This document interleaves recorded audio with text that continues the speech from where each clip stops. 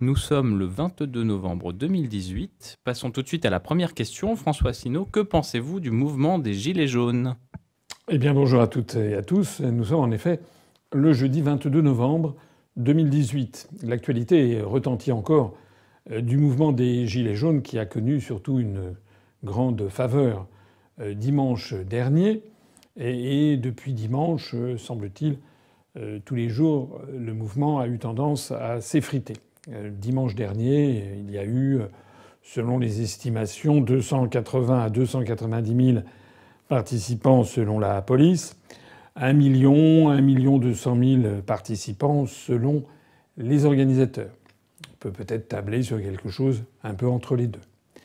Alors pour ce qui me concerne, je suis ça, comme toute la classe politique et tous les journalistes, je suis ça évidemment avec beaucoup d'intérêt, parce que c'est un phénomène politique, bien entendu, lorsque autant de gens se mobilisent. Incontestablement, il y a eu une forte mobilisation, mais une forte mobilisation dans ce que certains appellent la France de la périphérie. C'est-à-dire d'abord et avant tout la France rurale, la France des villes moyennes, la France des catégories populaires, des ouvriers, des agriculteurs, des employés.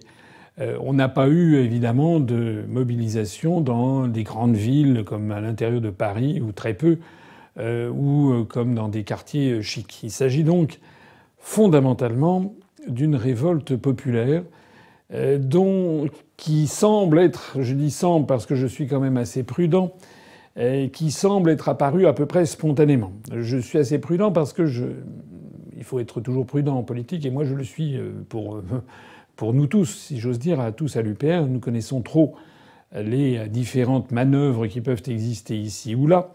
On a trop appris après coup quelle force il y avait, par exemple, derrière Nuit debout, ou bien derrière le mouvement du jour de colère, pour ne pas faire preuve de prudence. Il semble néanmoins que ce mouvement soit né spontanément par les réseaux sociaux. Ce qui est certain, en tout cas, c'est qu'il a été extrêmement relayé par les très grands médias du pays, et notamment par BFM qui passait en boucle les points de ralliement, par exemple, pour dimanche dernier. De telle sorte que certains ont presque été quand même un peu déçus par la mobilisation, parce que si cette mobilisation était très forte et évidemment très importante dans l'absolu, par rapport à la présentation qui en avait été faite, par rapport à ce que les gens attendaient, il y a eu quand même un petit soupçon de légère déception. Il n'en demeure pas moins que dimanche dernier, c'était la France souffrante qui s'est manifestée. Et il faut rendre hommage quand même au caractère à la fois déterminé, républicain, résolu et aussi bon enfant qu'ont pris ces manifestations dimanche. Il y avait vraiment des catégories sociales qui n'étaient pas habituées à manifester. Il y avait, comme je l'ai dit, des ouvriers, des agriculteurs, des employés d'entreprises publiques ou d'entreprises privées, des catégories de la classe moyenne ou des couches populaires qui venaient manifester, j'allais dire, presque benoîtement et en famille pour faire des barrages. Malheureusement, ces manifestations ont été endeuillées par une personne qui a été comment dirais-je, victime d'un mouvement de foule et d'un mouvement d'une voiture qui a voulu passer. Il me semble-t-il une conductrice qui a paniqué. Et c'est un premier décès. Et puis il y a eu un deuxième décès avec quelques jours plus tard d'un motard. Donc d'abord, il faut effectivement penser aux familles de ces deux personnes décédées et présenter toutes nos condoléances. Moi, ce que je comprends, c'est que ça témoigne d'un ras-le-bol général de la société française. À vrai dire, je n'en suis pas beaucoup surpris, puisque s'il y a bien quelqu'un qui va voir ses compatriotes, c'est moi. N'ayant pas de mandat électif, n'étant donc pas coincé dans une assemblée, étant en revanche créateur d'un mouvement politique qui a 11 ans et demi d'âge et qui ne s'est développé que parce que je suis allé faire des conférences, j'ai peut-être fait 500 conférences en France depuis le 2007, des conférences qui d'ailleurs ont du succès sur Internet. Étant également très attentif à ce qui se passe sur les réseaux sociaux, j'estime que je connais quand même assez bien ce qui se passe sur le terrain. Et j'ai vu d'année en année se dégrader la situation des Français, et notamment des plus fragiles d'entre eux, des plus pauvres d'entre eux, ou même de la classe moyenne, qui, depuis maintenant plusieurs années, a perdu, semble-t-il, plusieurs centaines d'euros. Il y a une statistique qui est sortie ces jours-ci pour montrer que les classes moyennes sont une des perdantes importantes de la politique de mondialisation. Alors tout ça, ça mérite notre compassion, notre soutien, et l'UPR avait demandé à tous ses adhérents et militants qui le souhaitaient, puisque chez nous, c'est un mouvement de large rassemblement, il y a à l'UPR des personnes qui ne sont pas d'accord avec ce mouvement, qui par exemple ont besoin de circuler et sont agacés par les obstacles qui sont mis à la liberté de circulation. Et puis à contrario, nous avons à l'UPR des gens qui participent ardemment à ce mouvement. Pour ce qui me concerne, je ne suis pas allé dans ces manifestations, puisqu'on m'avait dit qu'il s'agissait de mouvements apolitiques et où les représentants politiques et syndicaux n'étaient pas les bienvenus. Quand on me dit ça, moi je n'ai pas l'habitude d'aller m'inviter à un endroit où je ne suis pas bienvenu. Pas seulement moi d'ailleurs, mais l'ensemble des responsables politiques. À cet égard d'ailleurs, je trouve un petit peu curieux de constater que des personnalités comme M. Mélenchon, Gilbert Collard, M. Dupont-Aignan, M. Wauquiez, Mme Le Pen, etc., se soient invités en disant non, moi je ne fais pas de la récupération, je participe en tant que citoyen à un mouvement apolitique. Tout ça, c'est quand même se moquer du monde. Ce sont des personnalités politiques par nature, et donc leur simple présence témoigne justement d'une volonté de politiser. Et quoi qu'on en dise, de récupérer ce mouvement. Je n'ai pas vu, me semble-t-il, Mme Le Pen, M. Mélenchon, M. Dupont-Aignan, M. Wauquiez aller manifester avec ces catégories sociales qui ont manifesté beaucoup au cours des dernières semaines. Je pense par exemple aux ambulanciers ou aux infirmiers qui manifestent pour leur niveau de vie, le maintien de leur outil de travail, et qui les avocats aussi, et qui n'ont pas été relayés dans la presse. En d'autres termes, l'impression que ça donne, c'est que nous avons des responsables politiques qui manifestent leur soutien uniquement parce qu'il y a un phénomène qui est médiatisé, et puis si c'est pas médiatisé, ils ne se dérangent pas. Ça n'est pas mon cas. Je n'ai jamais fait de récupération politique. Au contraire. Au contraire, moi je crois qu'il faut faire de la politique de façon digne. Dans la mesure où on nous a expliqué que ces mouvements étaient apolitiques, j'ai cru bon de ne pas y aller. Mais nous avons chez nous un certain nombre de militants, d'adhérents, qui sont des citoyens comme tout le monde, qui eux ont voulu y aller, on leur a dit allez-y, mais quand ils y sont allés, on leur a suggéré d'y aller avec un tract pour qu'ils expliquent autour d'eux de quoi il s'agissait. Parce que je voudrais dire quelque chose qui est très important. Moi, je respecte les gens. Depuis 2007, il me semble que toute l'action politique que j'ai menée est une action visant à respecter les gens, respecter leur intelligence. Et par rapport aux personnes qui n'ont pas la chance d'avoir été instruites, qui n'ont pas la chance de connaître le dessous des cartes, qui n'ont pas la chance de bien connaître toutes les arcanes des allées du pouvoir, et c'est bien normal, je me suis fait un devoir, quant à moi, d'essayer, avec mes moyens, d'aller leur expliquer pour qu'ils comprennent. Donc moi, je suis l'anti-manipulateur, l'anti-récupérateur. Je suis là pour dire aux Français ce qui est la réalité de la situation. De ce point de vue, je suis, je vais le dire, assez scandalisé de voir que ceux qui essayent de récupérer cette affaire, nonobstant les instructions fixées par les participants qui ne voulaient pas voir d'hommes politiques, genre lorsque je vois quelqu'un comme M. Wauquiez, par exemple, qui est le patron des Républicains, dont on sait quelle a été la politique menée par les Républicains depuis des années, c'est-à-dire une politique qui est la même en fait que celle de M. Macron, mais antérieurement, qui est une politique qui consiste à obéir aux grandes orientations des politiques économiques fixées par la Commission européenne, qui est la politique des prétendues réformes indispensables, privatisation des services publics, baisse des dotations globales de fonctionnement aux communes, attaque continuelle contre les retraites et notamment les petites retraites, qui est cette politique qui consiste également à essayer de flexibiliser l'emploi, de démolir le droit du travail. Tout ça, c'est la même politique qui vient de Bruxelles. Quand je vois que M. Wauquiez, tel Tartuffe dans Molière, vient prendre position avec les Gilets jaunes, ça me donne envie de vomir. Parce que c'est de la manipulation pure et simple. Voilà. À vrai dire, je n'ai pas beaucoup plus d'estime d'ailleurs pour Mme Le Pen, M. Dupont-Aignan, M. Mélenchon, parce que, vous le savez, ces trois personnalités, j'ai vu aussi M. Lassalle qui est allé à l'Assemblée nationale avec un gilet jaune, toutes ces personnalités soutiennent le mouvement. Oui, d'accord, très bien. Mais qu'est-ce qu'ils proposent ? Quelles sont les explications qu'ils donnent à la situation actuelle ? Rien.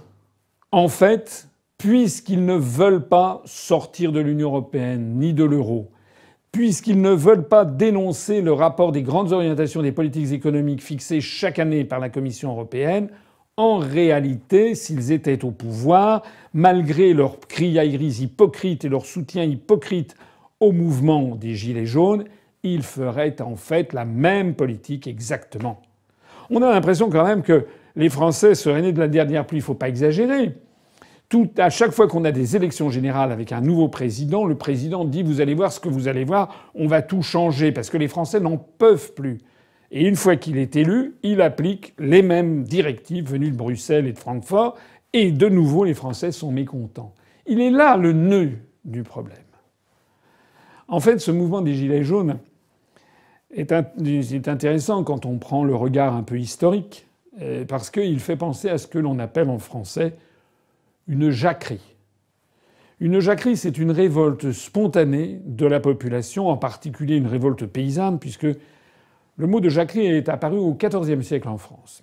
Très exactement au mois de juin 1358. Qu'est-ce qui s'est passé en juin 1358 ? Eh bien, il s'est passé que, si vous avez revu ma conférence sur l'histoire de France, j'ai souvent expliqué que nous sommes en pleine guerre de Cent Ans et que, en 1356, à la bataille de Poitiers, la deuxième bataille de Poitiers, comme on dit, le roi de France, Jean II, dit Jean le Bon, est fait prisonnier par les Anglais qui le prennent en otage et qui l'emmènent à Londres. Et pendant 4 années, le roi de France sera prisonnier à Londres. J'ai expliqué que c'est l'époque où, justement, il y a des troubles qui se développent en France. Et justement, il y a l'apparition de la première jacquerie. Pourquoi ? Parce que le souverain est parti. La France est sous tutelle étrangère. Les aristocrates sont apparus comme ayant failli à la défense de la patrie. C'est ça que pensent les paysans. Notamment, il y a eu la bataille de Crécy, il y a eu des batailles terribles qui ont été perdues, la bataille de Poitiers. Et donc, les paysans français estiment que l'aristocratie, les seigneurs féodaux, ne réalisent pas ce qu'ils doivent faire. C'est-à-dire, leur devoir, c'est de protéger militairement la France et militairement la nation. Et c'est comme les Français de l'époque ont le sentiment que tout est bouché, que les dirigeants ont fauté, n'ont pas défendu la France, que par ailleurs la France n'est plus souveraine puisque son souverain a été pris en otage à l'étranger, c'est à ce moment-là qu'apparaît une révolte de paysans menée par quelqu'un dont le nom restera célèbre, qui s'appelait Jacques Bonhomme, qui était un paysan. Enfin, c'est un de ses surnoms, parce que son vrai nom était différent. Et c'est ce nom de Jacques Bonhomme, Jacques, qui a donné la jacquerie. C'est-à-dire une révolte populaire, notez-le bien, parce qu'il y a des... Vous savez que j'aime bien l'histoire, que j'aime bien ces clins d'œil de l'histoire. La première jacquerie est apparue en France, on l'appelle la Grande Jacquerie de 1358, lorsque les Français avaient le sentiment que l'État n'était plus dirigé par le roi, par le souverain, mais dirigé par l'étranger, que l'État était occupé par l'étranger et que les dirigeants ne défendaient plus le peuple français. On a quand même, avec presque 700 ans, du moins 660 ans de décalage, on a vraiment une configuration d'événements qui rappelle cette affaire. Alors ce que je voudrais dire ici, c'est que toutes les personnes qui participent à ce mouvement des Gilets jaunes, l'écrasante majorité d'entre elles sont des gens sincères, honnêtes, de bonne foi, des gens qui travaillent, des gens qui n'arrivent plus à boucler les fins de mois. Et s'il y a bien quelqu'un qui se bat pour leur situation, et depuis bientôt 12 ans, c'est moi. C'est parce que j'ai constaté quand j'étais dans les allées du pouvoir à quel point nous étions dirigés par une caste de politiciens de droite comme de gauche qui en fait n'ont aucun cœur, ne s'intéressent finalement absolument pas à ceux qui les ont élus, jouent le jeu simplement des allées du pouvoir, des médias, jouent le jeu des grands industriels qu'ils fréquentent, des milliardaires avec lesquels ils sont en rapport. Ils passent d'un avion à un autre, vont de sommet en sommet, finissent par complètement oublier qu'ils ne sont en fait que les employés du peuple français. Et de ce point de vue, ils ont failli à la tâche. J'ai reçu, là, hier, une lettre. Je reçois beaucoup de courriers. J'ai reçu une lettre que je voudrais lire. C'est une lettre d'une dame qui m'écrit et qui habite dans les Alpes de Haute-Provence et qui m'écrit ceci. C'est à moi que c'est adressé. Monsieur, j'ai 72 ans, une maladie invalidante, le cancer et des conséquences de traitement pendant 10 ans. Tout mon corps est pris et j'ai bien d'autres problèmes.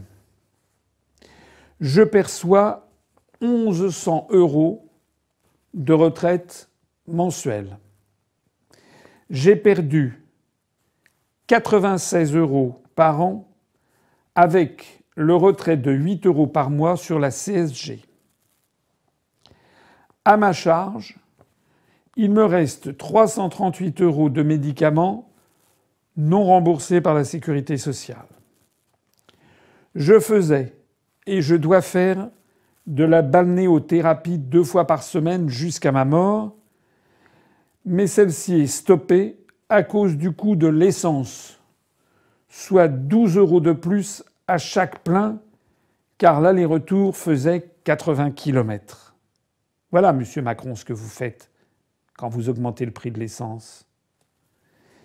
Le cadeau royal de 0,3% d'augmentation des retraites décidé par monsieur Macron me donne 39,60 € par an, soit 3,30 € par mois. 3,30 € par mois. J'ai été surprise par ceux autour de moi qui n'ont pas cherché à savoir et qui sont stupéfaits des montants. Ce que je souhaite, monsieur, de votre part, c'est de révéler ceci et de tenir aux Français des discours clairs avec des exemples concrets. Voilà. Je ne vais pas tout lire. Cette lettre est assez émouvante. Elle est précise. Voilà une femme qui a beaucoup de difficultés et qui se retrouve dans une situation qui est extrêmement difficile. Il y a d'ailleurs plus difficile encore. Il y a des gens qui ont des retraites encore plus faibles. Il y a des gens qui sont en dessous du seuil de l'indigence. Et le véritable scandale, le détonateur de toute cette affaire des Gilets jaunes, ça a été en effet l'augmentation du prix de l'essence. Mais pourquoi l'augmentation du prix de l'essence ? Parce que moi, j'ai une maison de campagne dans la Nièvre. Je sais bien que tout s'est désertifié. Et que quand on veut aller acheter et faire des courses, il faut prendre sa voiture pour aller à 15 ou 20 kilomètres de là dans le supermarché ou l'hypermarché le plus proche. Beaucoup de gens qui vivent dans la province, dans les campagnes, sont dans une espèce de sédentarité forcée qui les oblige à aller avec leur voiture, puisqu'il n'y a pas d'autre moyen, aller à leur travail, aller chercher des enfants, aller les conduire à l'école, aller chez le médecin, aller faire des courses, puisque tout a disparu dans la France rurale. On ferme les écoles, on ferme les bureaux de poste, on ferme les lignes de chemin de fer, on ferme les mairies, on ferme les commissariats de police et les gendarmeries. Donc du coup, bien entendu, les Français sont obligés d'utiliser leur voiture. Et bien entendu, les plus pauvres d'entre eux, quand on augmente le taux de l'essence, ça a un impact sur leur budget qui est tout à fait considérable.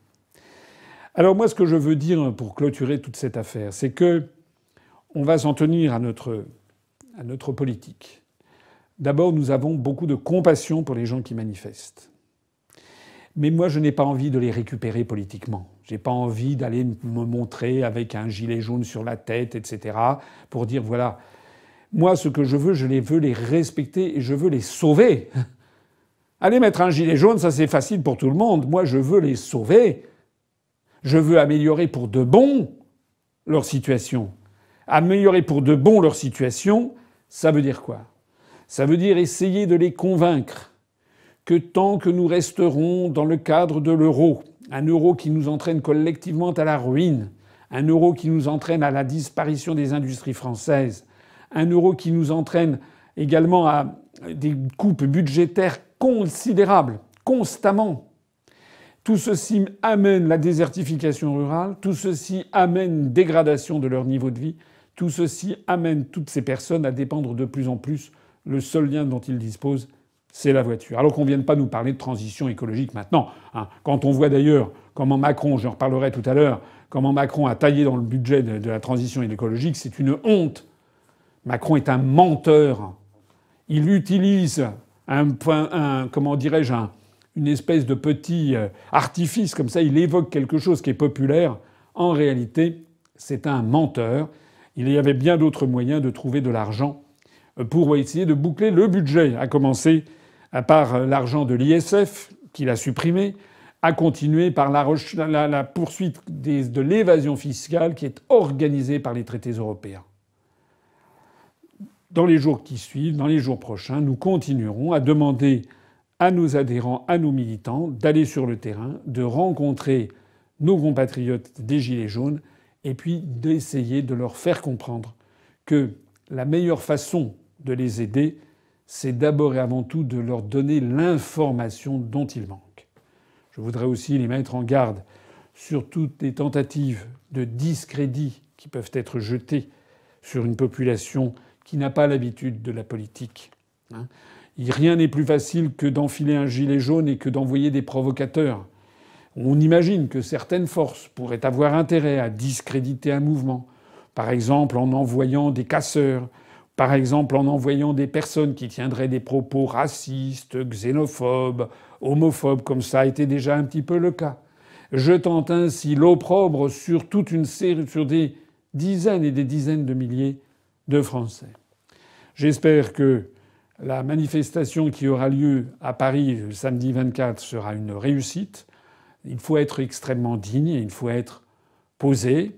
Il ne faut surtout pas se livrer à des voies de fait ou à des bris ou à casser du matériel, parce que c'est se mettre contre le droit et c'est se mettre à dos de plus en plus de Français. Il faut simplement faire respecter la voix du peuple, mais celle-ci doit s'incarner.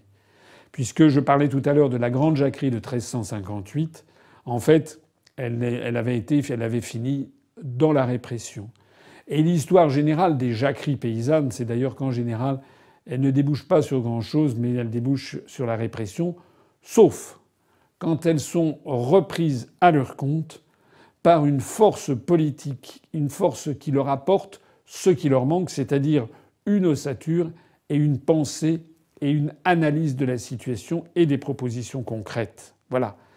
Tout le débat est là maintenant. C'est la raison pour laquelle j'invite toutes les personnes qui manifestent dans le cadre des Gilets jaunes à essayer de bien comprendre quelle est l'origine de leur problème. L'origine, c'est pas Macron. Macron, c'est un problème en tant que tel. Mais la vraie origine, c'est pas Macron. De même que c'était pas Hollande, de même que c'était pas Sarkozy. La vraie origine de leur problème, elle vient de quelque chose d'au-dessus. Elle vient du fait que, comme en 1358, les Français ne sont plus maîtres chez eux, sont dirigés depuis l'étranger, et l'élite française, comme en 1358, a trahi le peuple français.